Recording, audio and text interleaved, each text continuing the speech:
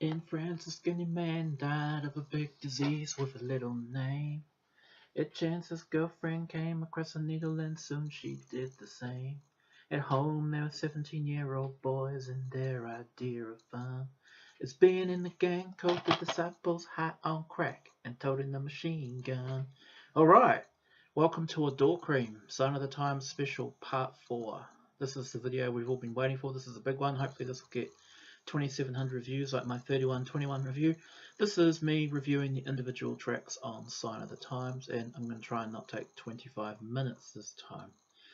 Yep, basically last 3 videos, very happy with the reception. Even my 25-minute epic got to 78 views already, and for some reason video 2, the one where I talked about the parade tour being a flop, became a mega hit, getting about 250 views just like that.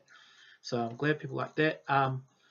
Without further ado, the music of Sign of the Times is the best part of the whole project, basically. I mean, it was what really made Prince's reputation.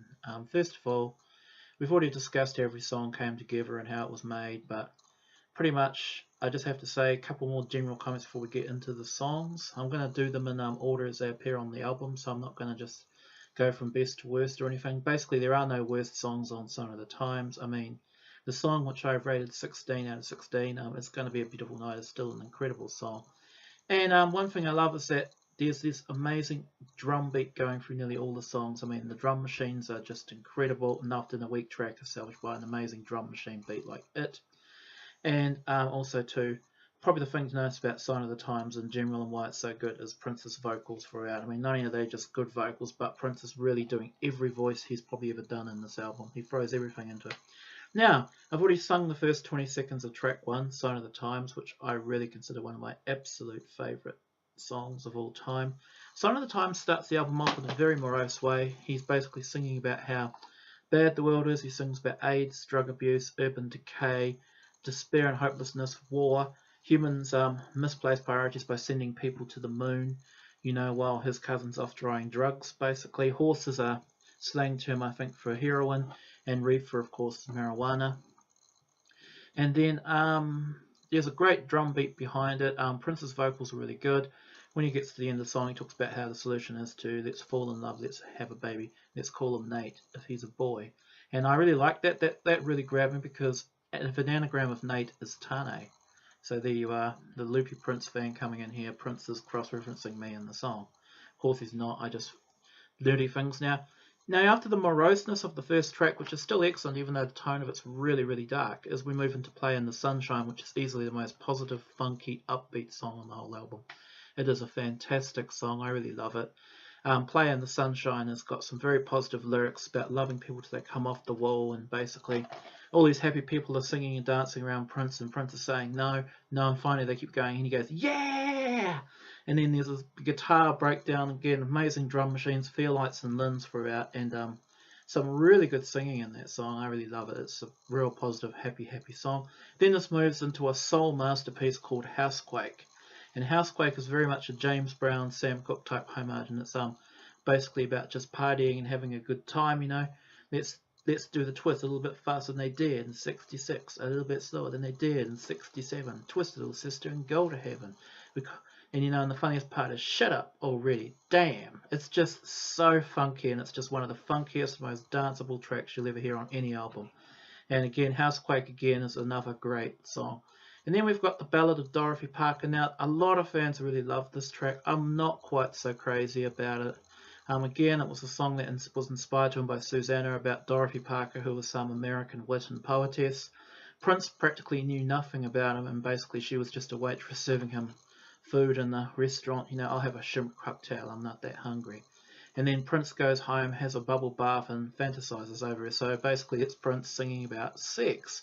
Although we've had to wait until track 4 to get into some explicit sex, but for those sex-crazed Prince fans out there like me, we don't have to wait much longer, as now we're past side 1. The album gets decidedly steamier with It. And It is one of the songs that most people don't like quite as much as the others, but I love it. I mean, Prince is singing these deranged, crazy vocals like, I'm a maniac, I swear, all night. You know, and basically Prince is singing about having sex anywhere. It's a 1987 revisit on pretty much the erotic masterpiece of Dirty Mind, and I just love it. It's easily one of the funniest. I'm going to show some DVDs today. I'm just getting them all out. Funniest songs ever. I originally thought I was going to write down this video and rehearse what I was going to say, but I thought the best way to record a response to music is basically to talk about how much the songs just come to me, because I've listened to Sign of the Times so many times. I just love it. So it is another song. I really love the drum beat propelling us through it, and then that moves into another very strange little pop song called Starfish and Coffee.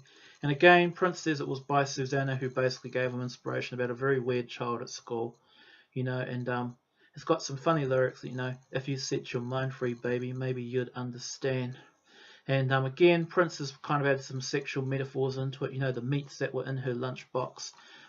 People often did when Cynthia wasn't around. Lucy cried, almost died, you know what we found. You know, it's just a really great sing-song. Now I'm just showing some candy here, because I've been showing you the Sign of the Times collection of mine in Nursery for a while, and that moves into Slow Love. And again, this is Prince singing about sex, and it's about basically he's singing it from the perspective of a race car driver, you know. But at the same time, even though he's a race car driver, he's basically wanting to take it slow, and it's kind of a seduction ballad, you know. And there's a great harmony behind it, you know. Tonight is the night for making slow love. And some excellent horn lines coming in from Eric and Matt there, basically, which really just brings the song here. It's another classic. And then we move into Hot Fang again. It's more sex, and this time we've got the most amazing drum machine beat in the back. We go, Hot Fang, barely 21. And I suspect this might be a Camille vocal, but it isn't actually a Camille song. But Hot Fang is about a very young girl, but she's just like an absolute firecracker, basically. She's like bombazine. And again, Prince has got the hots for her. I mean, then again, what's new? And basically, it's another one about, you know, where he goes on about taking her home where we can bone, you know, all that stuff. When we could make a story, you know, so you get the idea of what's going on in this song. It's another classic song. And then we move into one of my absolute favourite songs, probably my second favourite after another track that's coming up. And that's Forever in My Life, and that's a beautiful song. You know, there comes a time in every man's life when he gets tired. I think I'm going to have to slap a copyright on this video. I'm singing so much of this album. I mean, a lot of people, when they review Prince albums from the 80s, it's like, oh, they listen to it once every few years, but I pretty much listen to Sign of the Times weekly at least. And I had actually my vinyl copy of it going this morning before I decided to tape this. And I mean, I know these songs off by heart. I love them. I mean, I discovered Sign of the Times in 93, 94, and ever since I first heard it, I thought, I just got to get that album. And I think had I been a fan back in 87, I would have been obsessed with it back even then. It's that much of an album to me. And so, yeah, here's my movie collection. And anyway, I know it's got nothing to do with Sign of the Times, but I think it's pretty funky. You know, I bought this for $12 back in 2009, I think it was. And I just think it's great. Now you probably find it for like $50 because Prince has died, so everyone's getting their cash in. Now, where were you? Forever in My Life. And you think he's singing about a girl, he's singing about, you know, how he's got to stop messing around and find the one. It's actually about God. Yep, it's about God, you know, and that's what makes it clever again. I mean, I'm not known for my Christian ways, but Prince would be a very good preacher for any church, I think. He could convert you through the sheer conviction. So that's record 1. And that's actually 9 tracks down, 7 to go, and we move into record 2. And already I know we're up to 9 minutes. Okay, so the next song is absolutely incredible. It's track 1 on the second record, or the track 10 if you're listening on the CD. And the song is You Got the Look, which is a duet with Sheila Easton. And Sheila Easton also co-wrote La La La He, the B-side to Sign of the Times. But this is another one again. It's about narcissism. You came in, I woke up. I've never seen such a pretty girl look so tough, baby. And it's a real poppy, upbeat, positive song. And again, it's another really good song. And you can easily see why The Thing was the album's biggest hit. It's just so catchy. And then we move into If I Was Your Girlfriend, which of course was the second single, big flop. But I love it. And this is an extended version too. This isn't an edited version, so that's what makes it even better. And towards the end, he wants to put her clothes on or pick them out for her. He wants to help her because, you know, that's what being in love is all about. You know, and baby, not that you're helpless. And at the end, there's a part where it gets all balletic, and Prince is basically singing about, you know, what would you do if I undressed for you and danced to ballet? Would that get you off? If not, what will? And there's got some pretty disgusting lyrics, which I'm not going to report, but basically they talk about drinking fluids. and I'll give you an idea that the fluids do not come out of any glass, but it's just so good. I really love it. And it's just, even if you don't listen to any other songs on Sign of the Times, you go listen to If I Was Your Girlfriend. It's just so bizarre. And it's actually, again, it's a Camille number. And then also Camille's responsible for the next track on the album, which is Strange Relationship. And again, this is one of my favourite songs. Then again, there's a lot of my favourite songs on this album, I've just realised. He's singing about, basically, he's pretty much mind controlling a girl. He's pretty much, you know, obsessed with her. He likes to cause her pain, but he hates to see her in pain. And basically, if you listen to the lyrics of the song, this is one messed up relationship, but at the same time, Prince is singing. It's very funky. There's a great beat in it. You know, it reminds me a lot of Dorothy Parker, and I just love it. You know, and I just have to feel sorry for the girl. They both need to get counselling, but that's what I'm thinking at the end of this song. And then we move into I Could Never Take the Place of Your Man, and this is even better than the edit because this is the 7-minute version. It's a great song. Basically, she's a woman who's had her heart broken and she's looking for a perfect man to love her, whereas she's trying to crack on to Prince, and Prince is basically just looking for a good time, pretty much. You know, he's saying, hey baby, don't waste your time, you know, that type of thing. I know what's on your mind, but I wouldn't be satisfied if you did try to hurt me, because I could never take the place of your man. And at the end of the singing, it's really good. There's a great propelling beat, and then it goes into an amazing guitar solo. And at the end, Prince is like he's in a stadium. He's going, 1, 2, yeah! So there's a lot of screaming. And then we move into the Cross, which is, again, another one of these Christian conversion songs.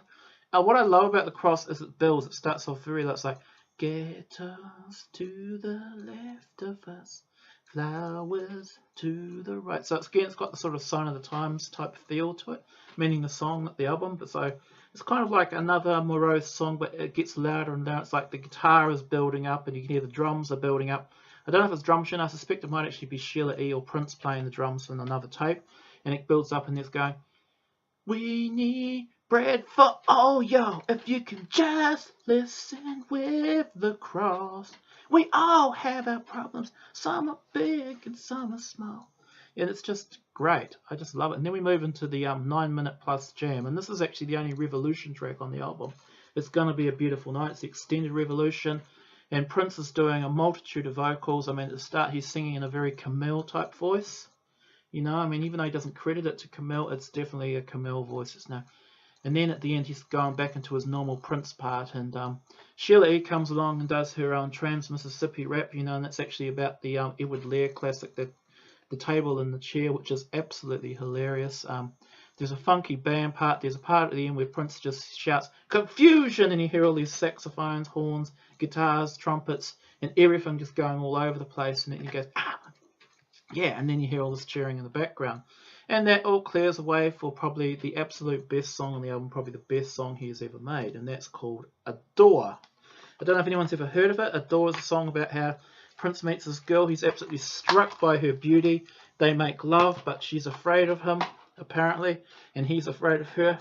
And then he obsesses over her, and at the end he decides that this woman is just so out of sight, he's going to spend the rest of his life with her and devote himself to her. Now, the story itself is admirable enough, but what I love about Adore is just his vocals. His vocals are just all over the place, and they are just incredible. There's one part where it's like, there's 5 or 6 backing tapes of Prince's voice, just all his vocals cascading over each other like some sort of a Niagara Falls for you American, for us Kiwis, a Sutherland Falls. And it's just absolutely incredible. I mean, you got to listen to this song just to appreciate how great it is. I mean, and there's even some really good lyrics, you know, in my mind I could see that you were sex, you know, you took my body, my mind you took next, was I the first, was I your every fantasy? And then at the end he's just singing devotion, and at the end there's a part where he comes back and he goes, I'll be there for you, baby, whoa, I'll give you my mind, baby.